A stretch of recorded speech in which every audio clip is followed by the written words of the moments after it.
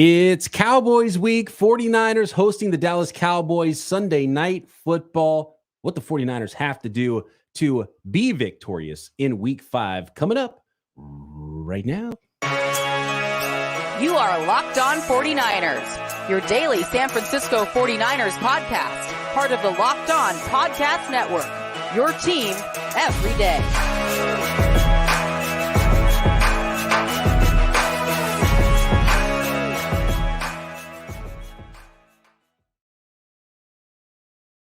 Welcome to Locked On 49ers. Brian Peacock and Eric Crocker at BD Peacock at Eric_Crocker. Thanks everybody for making us your first listen on the Locked On Podcast Network, your team every day. Big ups to all the everydayers out there. Make sure you are subscribed on YouTube and everywhere you get your podcasts. Today's episode of Locked On 49ers is brought to you by PrizePicks, the easiest and most exciting way to play daily fantasy sports. Go to prizepicks.com/LockedOnNFL and download the app. Use code, all lowercase, Locked On NFL for a first deposit match up to $100.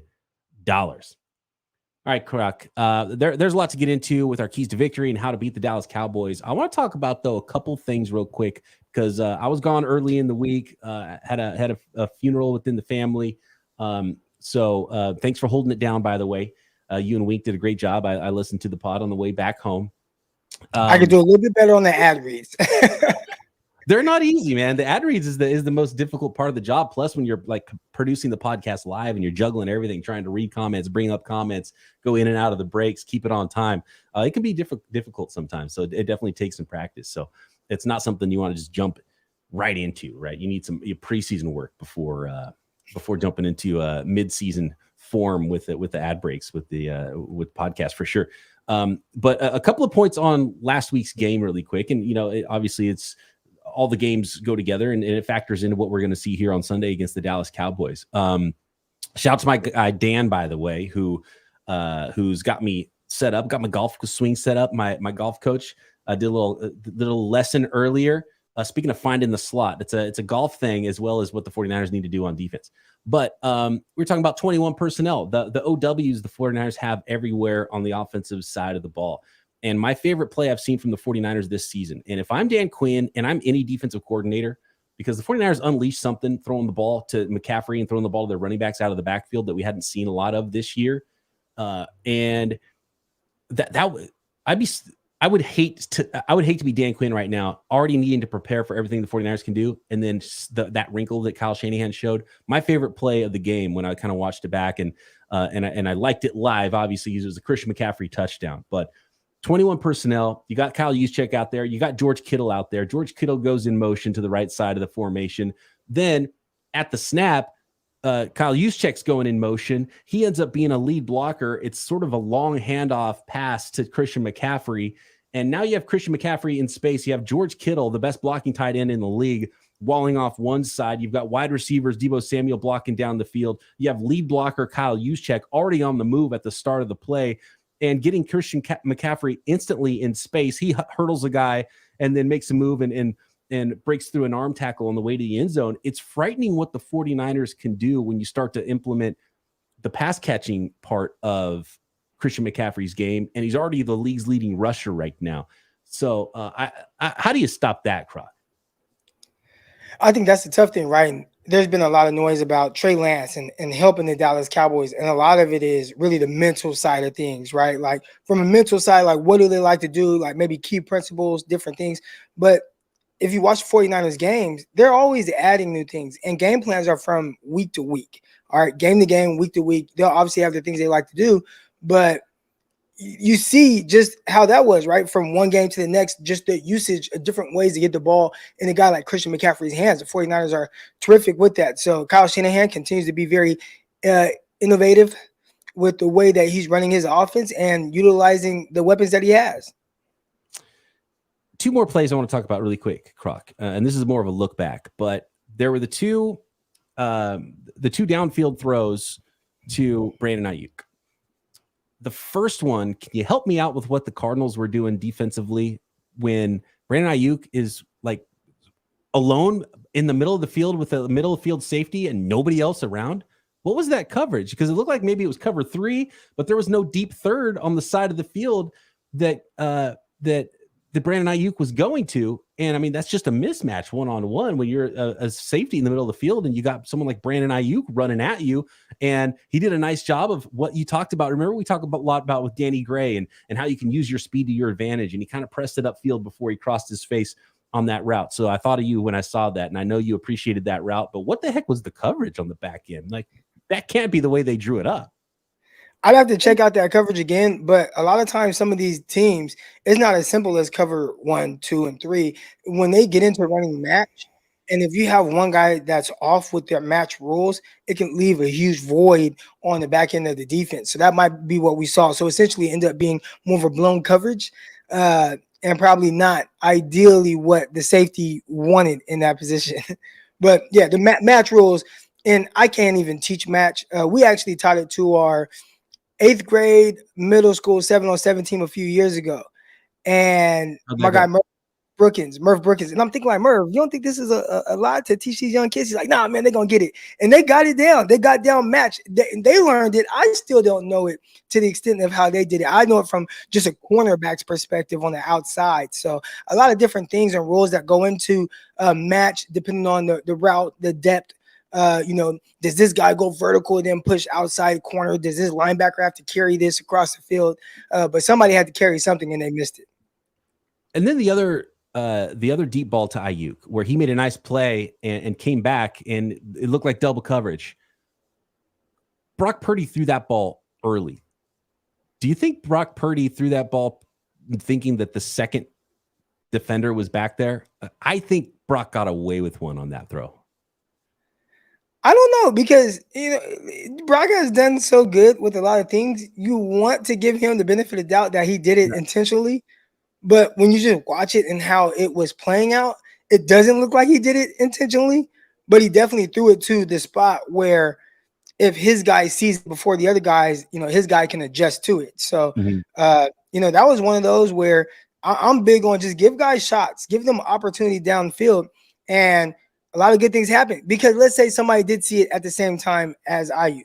What likely would have happened was Ayuk go, and once he tries to kind of cut that route off, flatten it off to get to the ball like he did, somebody might grab him. And now all of a sudden you have a pass interference because the safety guy was heading in a different direction than he was. So if he looks back and sees it and sees Ayuk adjust his route, he probably would have reached back with his left arm and grabbed him, and then boom, you get a flag. So keep taking shots. I like it.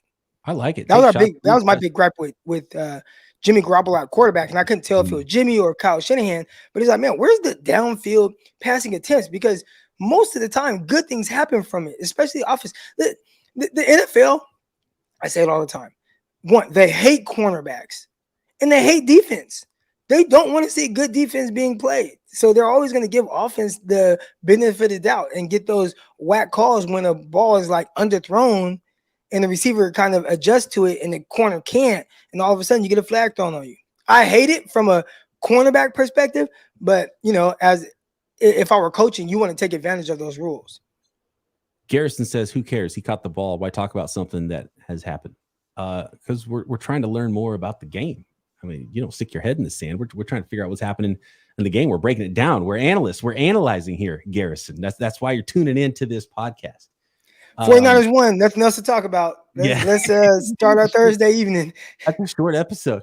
We're going to make some, by the way, people calling us out because we were supposed to make a prediction on the crossover. We didn't have time, so we are going to have to make a prediction today, Croc, on 49ers Cowboys in this one. But next, what are the keys to victory? What the 49ers have to do on Sunday to beat them boys. Next. Today's episode of Locked On 49ers brought to you by Bird Dogs. Bird Dogs, you know what they do? They make you look good. They also feel good while they're making you look good. Bird Dogs stretch khaki shorts are designed to fit slimmer through the thigh and leg, giving you that truly sculpted look.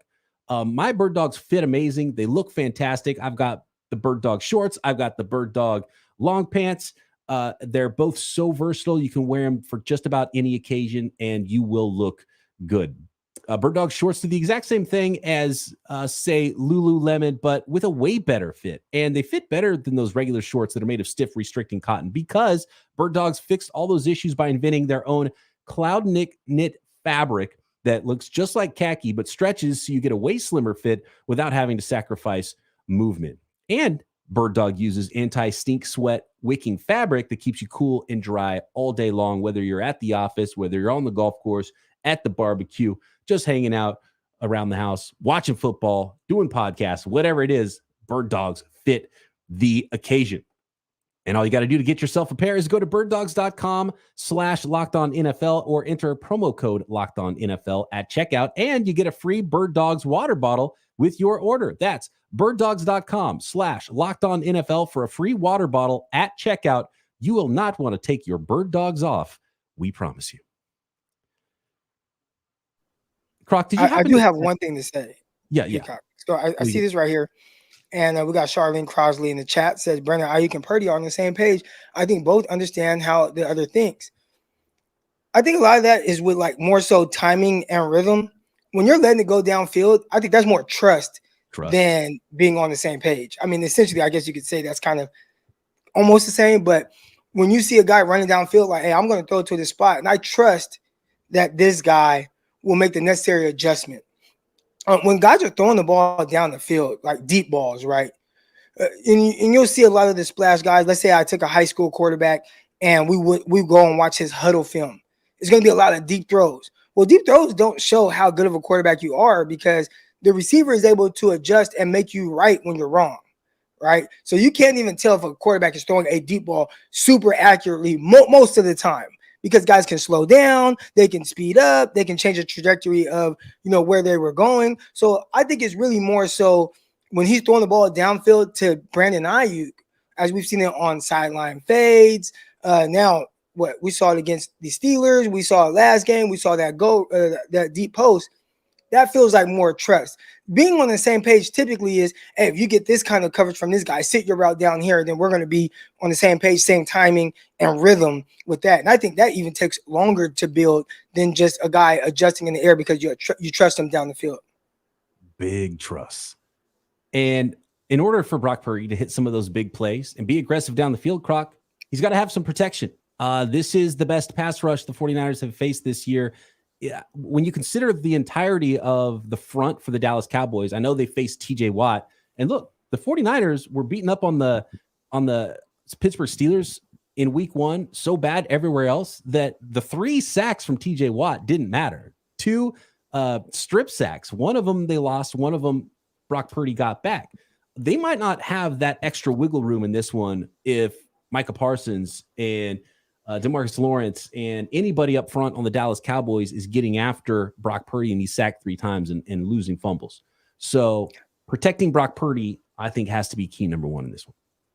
It's pivotal. And I think, obviously, like this is one of the better offenses that the 49ers will have faced, right? Like the Dallas Cowboys, the quarterback is better, especially when you think of what happened, right? Like outside of the Steelers game, the 49ers have protected their quarterback, Brock Purdy, fairly well. Right, like no big issues. You gave up 1 sack last week. Like it's not the end of the world. But you do have a guy on the other side of the field now with Micah Parsons who's capable of doing what we saw from TJ Watt. And even within that, Cowboys offense is better than Pittsburgh Steelers. Like all the way around. Their passing game is better. Their running game is better. Like their offensive line now that they have everybody healthy is better. Like they're just better.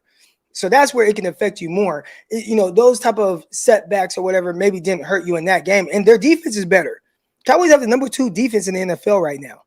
It's not really talked about. All right. So their team is just better. Like you can't have those same mistakes. You just have to hope on the defensive side of the ball, the 49ers create turnovers because that's where the Cowboys have been lacking. Like in their red zone, like their red zone offense, it has been very stagnant. They haven't been good. So can you, make Dak throw a stupid interception, right? Like that's going to be the difference. But you can't let Michael Parsons take over, have 3 sacks, 2 forced fumbles, because that will definitely impact you much more than it did week 1 against Pittsburgh. By the way, we've got someone behind enemy lines in your family, Croc, your brother, and he's an everydayer with Locked On Cowboys, right?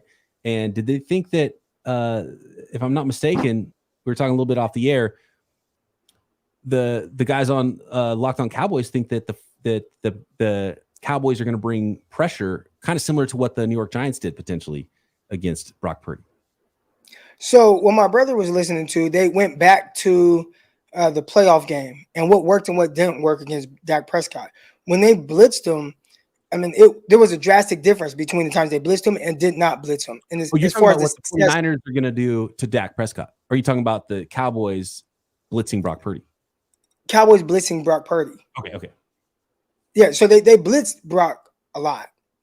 Or not a lot. Whenever they blitz him, they have far more success. And I was like, well, BJ, we just watched the New York Giants. They tried to do the same thing. Matter of fact, they blitzed him on the highest percentage of his dropbacks ever in the history of football. And he said, well, our defense is better than the Giants. So don't compare us to the Giants. We're better on the back end. We have better defensive line. We got better linebackers. We have guys that can cover. Our players are just better. So if they blitz Brock at a higher rate, they feel like they will have more success than what we saw the Giants have against the 49ers. And I guess you can kind of say this as well. Early on, it looked like the Giants might have had success doing that. And then it just came to a point where it didn't matter and Brock Purdy was picking them apart. But he's like, well, you were throwing on some rookie corners and Adoree Jackson. He's like, Stephon Gilmore is better than anybody that they have. And even the kid out of Stockton, Deron Bland. I mean, not Stockton. He had 209 out of Modesto. Deron Bland. He has 8 interceptions in his 10 starts that he's had with the Cowboys. And he's starting now in place of Diggs. Where you think it's like, oh, you don't got to go up against Diggs, a playmaker. And then Bland is like, well, hold on. In my 10 starts, I've had 8 interceptions. So he just thinks like, no, our back end guys are better than what the Giants had to offer. So y'all can do that against them. Can't do that against the number 2 defense in the NFL. Man, but the thing about Brock Purdy is he's so much. The numbers are very similar to last year, Croc, but Purdy is better this year.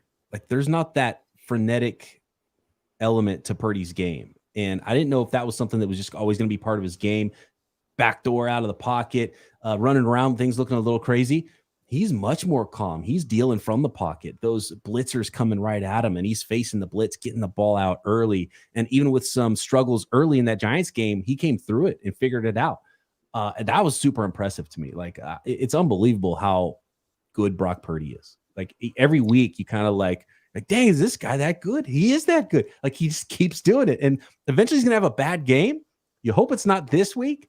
And protecting him would be a big one. And I'm sure the 49ers, that's why I brought up earlier that, throwing the ball to McCaffrey out of the backfield. I think the quick passing game is going to be on tap for the 49ers for sure. And of course, they're always going to be trying to run the ball, but I don't imagine they're going to try to have Brock Purdy holding the ball a lot. I don't think we're going to see a lot of 7-step drops. That's just this would not be the week to try that, I think. Not with Parsons on the other side. Again, we have our Nick Bosa. So we look at Bosa and it's like, man, this guy's elite. He's dangerous.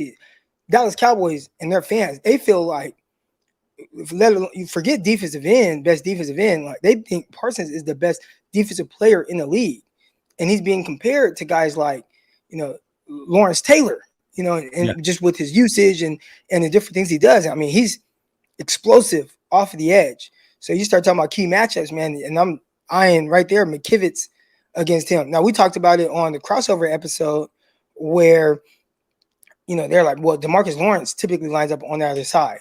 But one thing I've noticed with Parsons, they'll send him from anywhere. He does stunts. All of a sudden you see him kind of coming through the middle, and he closes extremely fast to the quarterback. So, I mean, you have to limit his impactful plays. I guess the offset would be, how do you do that? And I think when we watched the Giants game, it was, hey, we're going to go to the screen game right now. So, okay, you want to send guys, you want to blitz, you want to do these things.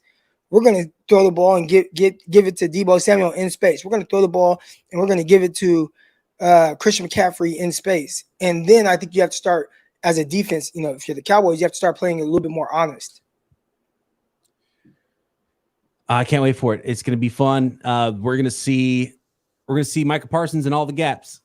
He's going to be equal opportunity. I have a feeling he's going to see some Trent Williams, but he's going to see some Brendel. He's going to see some Aaron Banks. He's going to see some McKivitz on the other side, I think. And, he'll be up in the A gap. He'll be mugged up in the A gap, Croc. I think we're going to see that. Absolutely. Burford is going to see a little bit of him as well. So got to get him blocked up front. keep Purdy clean, get the ball out. That is one of the biggest keys to victory in this one. We've got some more what's going on with the slot corner position because that is pivotal on the other side of the ball. And I think pressure against Dak is a big one as well. More keys to victory next. Today's episode of Locked On 49ers brought to you by PrizePicks. PrizePicks is the most fun you will have playing daily fantasy sports this football season. And while you're having all that fun, you can win yourself 25 times your money as well. You could turn $10 into $250 with just a few taps playing daily fantasy at PrizePicks. PrizePicks cannot be simpler to play. You pick 2 or more players and you select the more than or less than on their projected stats at PrizePicks. Make those entries in less than 60 seconds. Quick withdrawals, easy gameplay, and an enormous selection of player and stat types is what makes PrizePicks the #1 daily fantasy sports app. And something you can't get anywhere else. With PrizePicks reboot policy, your entries stay in play even if one of your players gets injured. For NFL games and college football top 25 matchups, if you have a player who exits the game in the first half, does not return in the second half, that player is rebooted. PrizePicks is the only daily fantasy sports platform with injury insurance. So go to prizepicks.com/LockedOnNFL or download the app and use code LockedOnNFL for a first deposit match up to $100. That is prizepicks.com/LockedOnNFL. Promo code LockedOnNFL for a first deposit match up to $100. PrizePicks, daily fantasy sports made easy. All right. Got to find the slot. Just like with my golf swing, Croc, the 49ers got to find the slot on defense. CeeDee Lamb, 3 out of 4 snaps, he's lined up in the slot. That is their #1 go-to wide receiver. You got to get him covered. He's going to move around.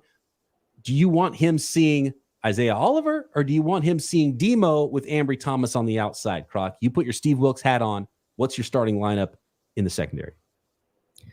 I want him seeing Travarius Ward. Like, look, we pay you the big bucks, right? And I've talked a lot. To travel. Yeah, and we've seen him do that, right?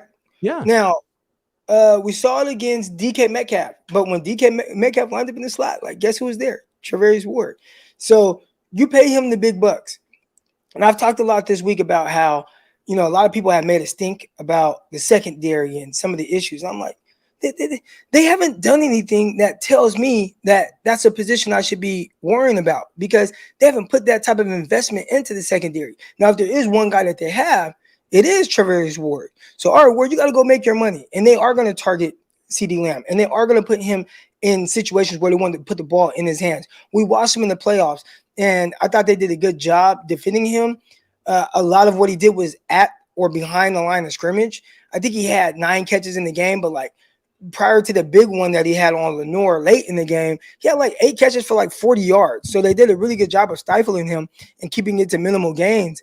But if you really want to kind of put a lid on that, Travarius Ward, go everywhere he goes and just play press. And maybe you play some zones from there because even if you're a guy like Ward who doesn't play a whole lot of zone from the slot, that's different, right? You got to understand run fits and how you're working with the outside cornerback as well as the linebackers too. Still, you're dropping out into space, understand it, keep everything in front of you, rally down, make tackles. But when it is third down, and maybe you could just do it specifically on third down, follow CeeDee Lamb around because that is the guy that they're going to force feed. Like, they're going to get the ball. They haven't used Brandon Cooks. Shout out to Brandon Cooks, 209, Stockton, California. They haven't used Brandon Cooks. I don't even know who the other receivers are like that they have. They have some young guys there. But they got Jalen. Oh, Michael Gallup. My bad. Colorado State. No, he's a monster. He can. But even then, his numbers haven't been crazy right now. Like CeeDee Lamb is the guy. And anytime you watch Dallas Cowboys, they are figuring out different ways. I like the way they feature him. But they're figuring out different ways to get the ball in his hands. And ideally for them, like you said, 3 out of his 5 snaps or whatever is from the slot. So how do you challenge that? I think you put Travarius Ward there. I love that. But if you do that, Croc, that means you have to have 2 other outside corners potentially on the field, which means it's Ambry Thomas and it's Deommodore Lenoir. So you answered the question kind of in that you're not going to have Isaiah Oliver on the outside when you move Ward to the slot to be man up on CeeDee Lamb. So that means you have probably Ambry Thomas staying at the right corner spot, and then you have Demo is the one that's flipping with potentially flipping with Charvarius Ward in that case. I've talked a lot about the 49ers doing matchup stuff. Over the years, I've talked a lot about them doing matchup stuff. They never do. They stick to whatever their philosophy is. They do that, and typically, they do it very well. So, I would put Charvarius Ward on him, especially on key downs. I don't think they'll do that. I think they'll stick with Isaiah Oliver and Diamador Lenore on the outside. And just like, all right, Oliver, go limit the explosive plays. Yep. Well, if Isaiah Oliver's playing, they're going to target 26 a lot. And if it's the other way around, they're going to target Ambry Thomas 20. So Dak Prescott's going to be scanning the field. And if he sees 26 or 20, I have a feeling a lot of balls are going to go in those directions. So it's up to those guys. Isaiah Oliver had a huge game, right? Was that week 2? Difference-making game, interceptions, making plays in the run. So if they start targeting him a lot, that's what happened to Demo last year. Remember, he was the guy who's like, "Oh, we're going after Diamador Lenore," and Diamador Lenore was like, "Cool, I'm going to pick you off," and he started making big plays, and that's how he earned the respect and the spot he's in now. So it's going to be up to Ambry Thomas or Isaiah Oliver, whoever it is. It's going to be up to them guys to make plays if they are being targeted. And they're being the featured defender by the Dallas Cowboys in this. It's time to step up, especially in games like this. I mean, come on, we got primetime game against the Dallas Cowboys. This might be the most viewed game all year, based on where these teams are. Dallas Cowboys are a really good team. And I've talked a lot about the Cowboys, having a really good offense. I think Dak Prescott is a legit starting NFL quarterback. He's pretty good. Most people have him like in the top 10. But for whatever reason, he typically shrinks against the 49ers. And I think a lot of it has to do with the 49ers just being really good with their pass rush, making him uncomfortable and flustering them. I don't know if that's where the 49ers defense is right now. So you have to figure out different ways to kind of fluster him to where he can be that Dak that we've seen in the playoffs the last couple of years. And by the way, one player that's for me, and maybe this is a game that they can still try it, is Sam Womack. Sam Womack should be that guy. He should be that extra DB that we're talking about. And he hasn't been. And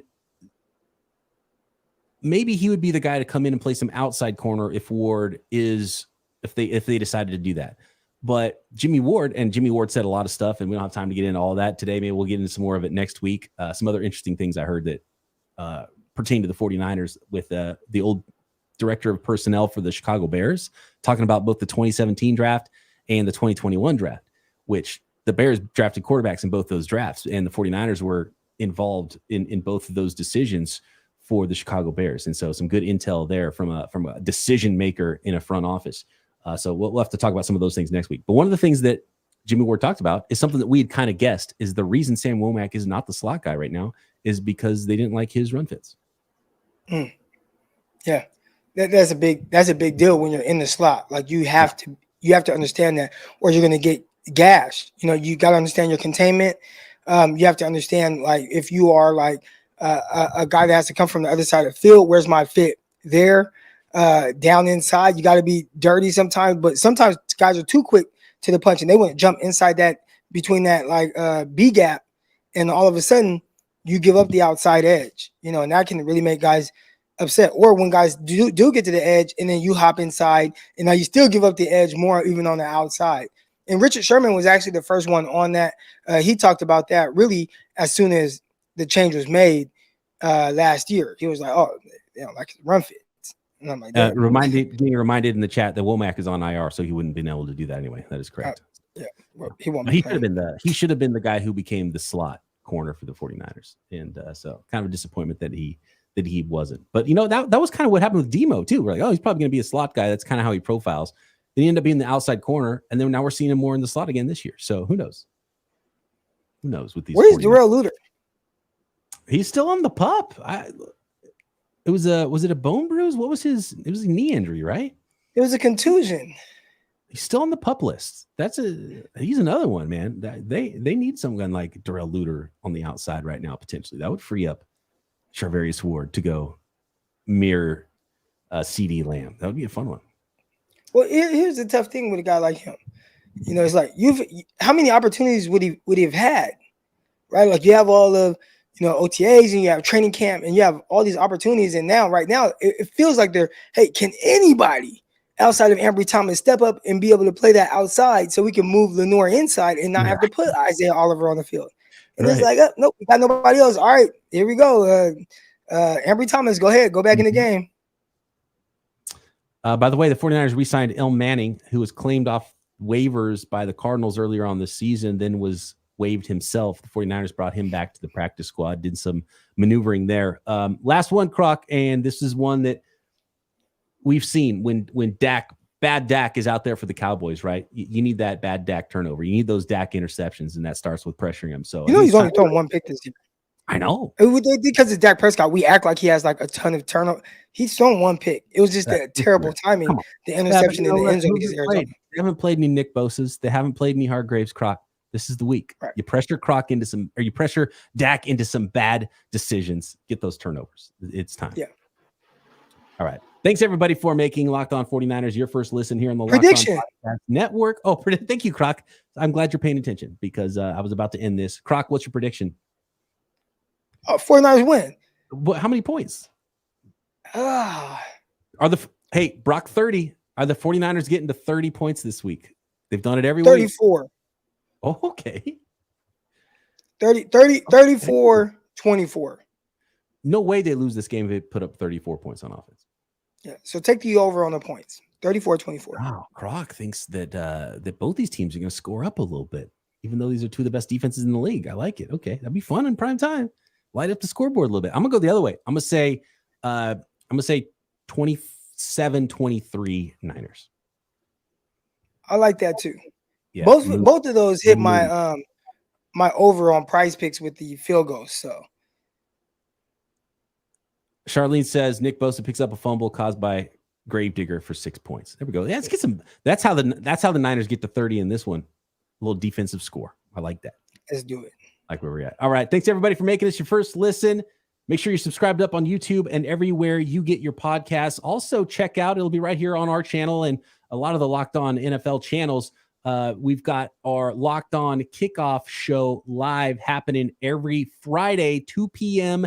Eastern. It's on every Locked On NFL YouTube channel. So check that out as well. Croc and I will be back post game, breaking it all down right here.